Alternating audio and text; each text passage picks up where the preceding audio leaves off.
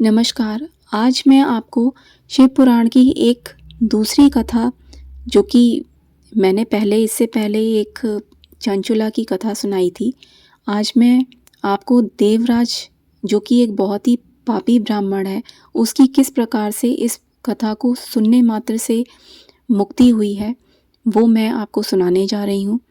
इस कलयुग में अगर लालची, माता पिता को दुख देने वाले, दंभी, पाखंडी, हिंसक, बहुत ही क्रूर आत्मा भी अगर इस कथा को सुनता है तो इस कथा के द्वारा वो पवित्र हो जाता है और ये कथा कलयुग के पापों को नाश करके आपको शिवलोक की प्राप्ति कराती है।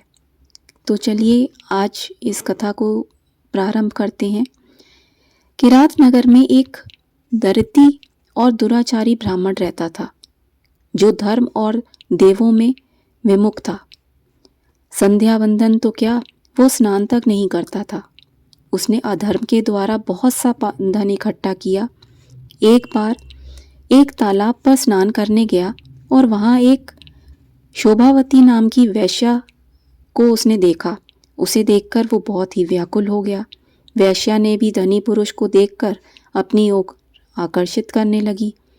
वे दोनों स्त्री पुरुष चिरकाल तक काम वासना में लिप्त होकर विहार करते रहे। उस ब्राह्मण ने अपने माता पिता आदि सभी को कुछ भी कभी सम्मान नहीं दिया। उस नीच ने एक दिन रात्रि में अपने माता पिता को उनसे ईर्ष्या के कारण उनकी हत्या कर दी और सारा धन ले जाकर उस स्त्री को, उस वेश्या को दे दिया। अब वो वेश्या तो अपने जो भी है वो अपना कर्म कर रही थी और वो अपनी उसी तरीके से उन्हीं कर्मों में लिप्त होकर वो तो वहाँ से चली गई। लेकिन ये ब्राह्मण, जो कि सब कुछ चले जाने की वजह से और गरीब हो जाने की वजह से बीमार पड़ गया। अब जब बीमार पड़ गया तो इसके पास कोई भी नहीं था और ये अकेला पड़ गया। तो इसने वहाँ अपने ही पास में एक शिवालय देखा और उसने वहाँ पर बहुत सारे साधुओं को इकट्ठा देखा। तो वहाँ पर उसने इसी अवस्था में उस शिवालय में जाकर एक ये जो शिव महापुराण की कथा है वो पवित्र कथा सुनी और इस एक माह के अंतर्गत ही इस देवराज नामक ब्राह्मण की मृत्यु हो गई। अब यमदूत इसे पकड़कर यमपुरी ले गए। उसी समय शिवलोक से शिवजी के दूत त्रिशूल में लिए और भस्म लगाए, रुद्राक्ष धारण किए हुए इसे लेने आ गए और इन्होंने इसे यमपुरी से मुक्ति दिलाकर शिवलोक में ले जाकर शिवजी के सम्मुख ले गए।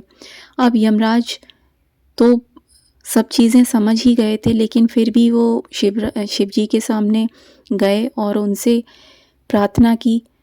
लेकिन शिवजी तो ऑर्डरधानी है, वो वहाँ किसकी सुनने वाले हैं।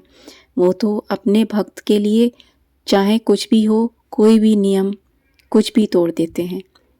इसीलिए उन्होंने देवराज के बार बार आग्रह करने पर भी अपने उस पापी भक्त को भी नहीं जाने दिया और उस पर ऐसी कृपा बरसाई कि उसे अपने शिवलोक में रखा।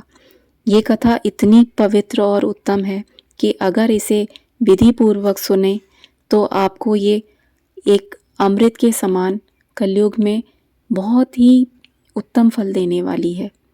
इसलिए आप भी इस वीडियो के माध्यम से इस कथा का आनंद लें और दूसरों को भी इसका आनंद प्राप्त कराने के लिए इस वीडियो को शेयर करें।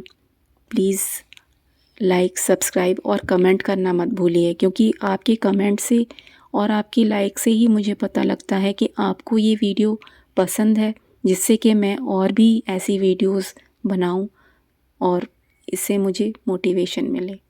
धन्यवाद।